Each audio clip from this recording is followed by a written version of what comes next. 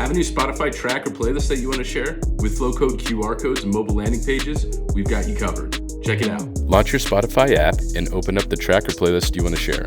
On the top right, you'll see 3 buttons that opens up this screen where you could click Share and copy link. Next, go to flowcode.com to create your custom flowcode. Under Select Where to Scan, click Website and enter the Spotify URL that you copied. Next, you'll design your Flowcode QR code. Choose from any of our patterns, colors, and themes to create a custom flowcode, and you can even add a logo in the center. Click Generate My Code and you'll be taken to create a free account where you can access this code and update it at any time. Want to share your Spotify track and all of your contact information? With FlowPage, you can create a completely customizable landing page that'll host all of your links, your media, your socials, and your website. It'll even connect to your custom QR code. So head on over to flowcode.com and start sharing your music with